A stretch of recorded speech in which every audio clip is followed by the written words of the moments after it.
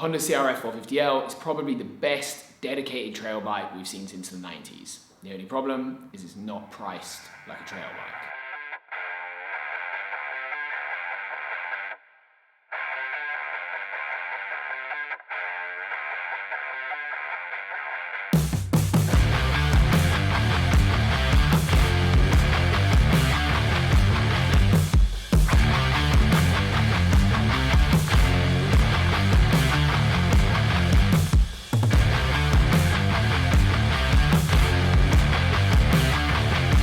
The dual sport segment has been in a weird state for a long time. The big brands kind of don't really make them anymore.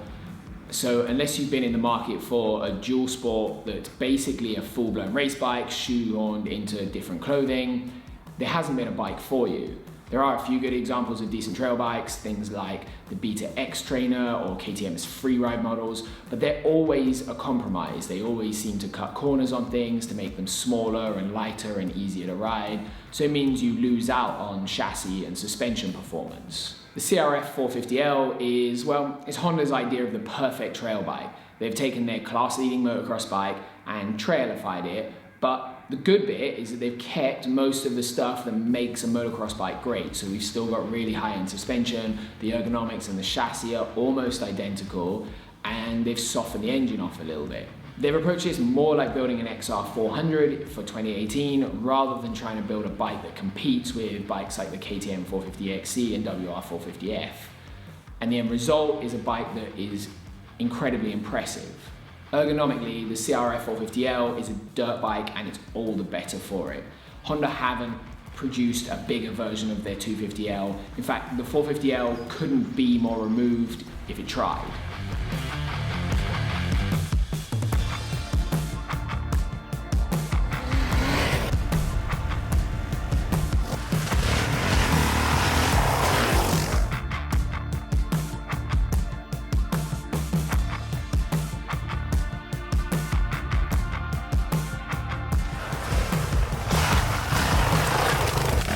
Being a dirt bike means it's tall, it's skinny, and the whole chassis feels really, really purposeful. It's a little lower than KTM's EXC range, a little taller than the average trail bike, about a mile taller than your average adventure bike, and all in kind of feels like a bike that's designed to handle well without compromise. The main change from the MX chassis is a slightly extended wheelbase, which makes the bike slightly more stable, and Honda have filled the swing arm with polyurethane to dampen the sound of chain slap. The suspension and the frame are all the same, so the suspension is the same show unit you'll find on the motocross bike with a revised internal dedicated to off-road riding. The end product is a bike that handles like a dirt bike should. It's precise and surprisingly easy to ride in technical riding for a big 450. It's easy to place your front wheel in ruts, hit your line in a corner, and skip around routes. It's planted, predictable, and easy to ride, and unlike most trail bikes, I never felt like I was going to outride the chassis. The suspension was a good balance between being plush and not too soft. It's a touch undersprung for my weight, so that meant the bike was generally sat a little bit too low in the stroke of the suspension, which means it's a tiny bit harsh.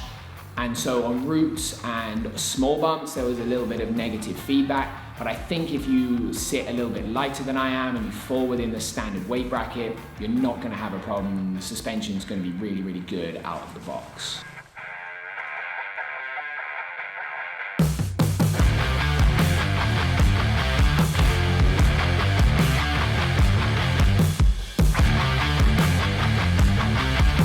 The engine impressed me way more than expected. It's definitely down on power compared to some of the competition. It feels quite underpowered, especially compared to a KTM 450. But a great trail bike doesn't need 50 plus horsepower. A great trail bike needs to be easy to ride, it needs to be comfortable and gentle over the course of a long day. It's an engine that let me ride the bike rather than the bike ride me, so I never had that scenario where I felt like I was flapping off the back like a piece of washing. From the mid-range upwards, the bike's really mellow, and that's kind of what makes it easy to ride. The power never caught me out once. I never felt like I had those moments where you're holding the bike back in the woods, where it's trying to get out of your hands all the time. That doesn't happen with the 450L. When the going gets more open, you definitely have to urge it along, especially if you're a more confident rider. You definitely feel like you're using much more of the capacity of the bike. But as a trail bike, that's a really nice balance to have. That said, it still makes plenty of torque and it never has a problem hauling you up hills, pulling you out of corners quickly, or getting the front up and over things. It's the opposite of their 250L. I never felt like I was having to work it hard or use way more skill to get it to do that stuff. That stuff comes really naturally to the 450. It's the kind of engine that you want a trail bike to be. It likes to shift gears early, it likes to be in the torquey part of the power all the time, and it definitely doesn't like to scream. All in, I think that's the characteristic that makes it rider friendly, because it's almost gear irrelevant. You can be in wherever you want in the rev range, you can kind of choose whatever gear you want, you can not choose whatever gear you want, and it will pull you out of trouble without ever pulling you into trouble by having too much mid-range and top end. If we were talking about the 450L as a dedicated race bike, I'd be moaning about how mellow it is and how little top end it has, and we'd be kind of rebuilding the engine to try and get that out. But we're not looking at this from the perspective of it being a race bike. It's a dedicated trail bike, and I think the engine is really, really effective at that. It's the first 450cc bike I've ridden in a very, very long time that I'd be happy to put a complete novice onto without fear of them going wide open into a hedge or looping it out. And I think that says a lot about the engine characteristic.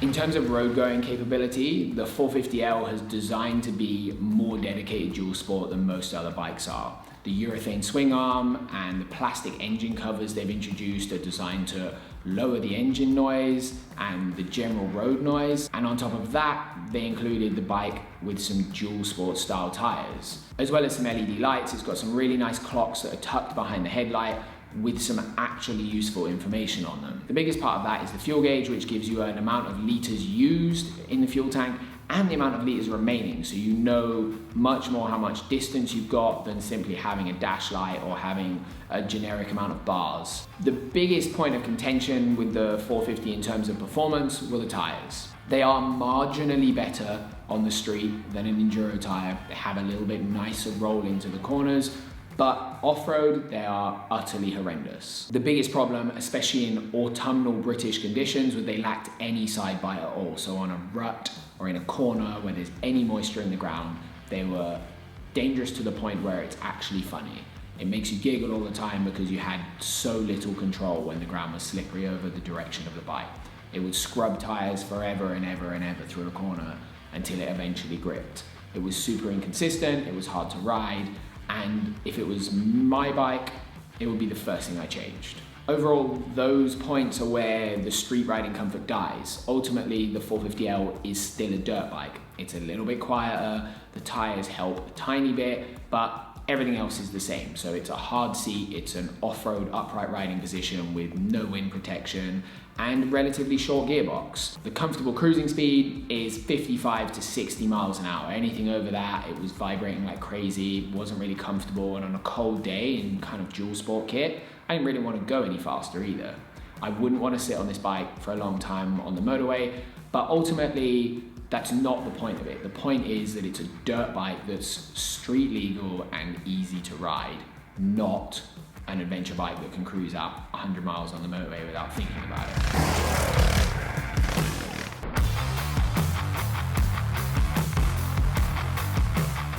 When the 450L was announced, there were two major concerns with it. The first was the price, and the second were the service intervals. Honda have worked really hard to bring down those service intervals, and it's always worth remembering that if you work on your own bikes, those intervals that are in manuals are generally really conservative.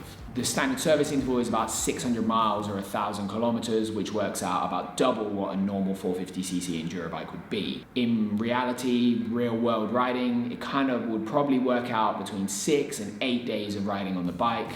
And if you ride more technical riding and you're a bit chilled out, you're gonna get even more out of that. On top of that, changing the oil on a dirt bike is not really that complicated. It takes about 10 minutes to do it. They only carry about 1 litre of oil in the engine, and so the whole process is way easier than it is on an adventure bike or more dedicated trail bikes. And that brings us to the price. The price is definitely still a point of contention. On the road price in the UK is about £9,400, and Honda have definitely pushed that way beyond where all the competition are. On the flip side, it's probably the best trail bike that's been made in 20 years. It's mellow, it's friendly, and it's easy to ride. It feels very built for a purpose. Price always comes down to justification, and the Honda has some really nice touches, but it's also hard to see how those touches justify a really high premium price point. Whether that works out as an overpriced bike comes down to whether or not it fits what you need from a bike, and whether nearly spending £10,000 on a bike is expensive for you.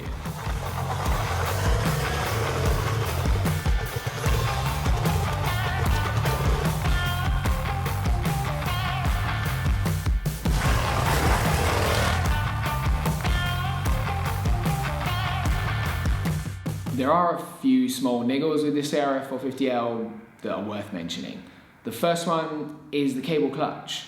I'm not really sure how a bike that costs £9,400 still comes with a cable clutch. KTM have had hydraulic clutches on their bikes for about 1 billion years, and I don't know why other manufacturers aren't doing it. They're kind of superior in every way. They feel better, the performance is more consistent, and they're generally lighter. It's a better all-round riding experience, and it's something that people like Honda really need to catch up with. The second point of contention is probably a little bit more of a personal preference one, and that's the front brake. The front brake has plenty of power. It's not a bad front brake at all, but it definitely had a slightly more wooden feeling than maybe I would like. I think KTM's braking generally is a little bit better. It's more positive feel, it's a little bit sharper, and generally the Brembos and Magura systems they've been using have been exceptional.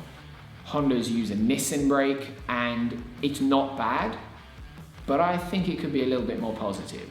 The third point of contention for me is the weight. The Honda doesn't feel particularly heavy to ride, but on the flip side, it doesn't feel featherweight.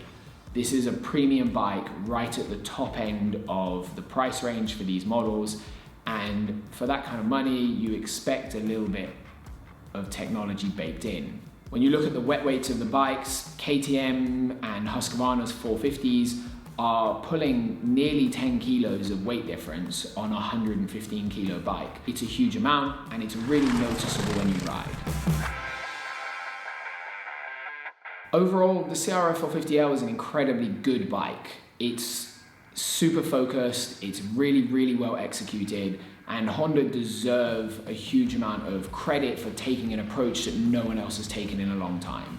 They've taken a platform and built something very fit for purpose for the dual sport market, and not a bike that's kind of pretending to be one thing while it's actually another thing. I think if you're coming from adventure bike riding into more dedicated dual sport, or you're a person that just wants a more mellow bike, you don't want to be flapping around off the back of a 450 like a piece of washing, then the 450L is going to be the perfect bike for you. I don't really think it needs any tweaking out the box. There's lots of nice touches that have been really well thought about, and it kind of feels like it's got that great Honda polish and finish. There are a few little gripes. I would prefer a hydraulic clutch. I would prefer a slightly sharper front brake, but otherwise, there isn't a huge amount to moan about with the 450L. The price is always going to be a point of contention. It kind of is overpriced, but that doesn't matter if it fits what you need from that bike. I think one of the best things about the 450L is that the performance ceiling of the bike is really high. The engine isn't a million miles away from the X model that they have in the States, and that engine isn't a million miles away from the R model. So if you outgrow the performance of the engine a little bit, you can definitely bring it up. You can change some engine components, you can add an exhaust, and it will grow with you. And that's matched by the chassis. The chassis handles fantastically, the suspension in its basic tune is really good, and the components are really high quality, so you can get it tuned again if you start to outgrow the performance. And because of that, I think it's a bike that you can live with for a long time. Like I said, if you're a beginner or you're kind of coming into dual sport riding, it could be an amazing bike for you, but Honda need to get that price sorted. If you like this video, throw a comment down below, let us know what you think of the bike, and then hit that subscribe button. Head over to our website as well. We've got an article on there about the 450L, which includes all the technical specs for the bike, So if you've got any questions, head there, have a look, drop a comment down below if you want to know anything more. And remember guys, life's better when you're riding.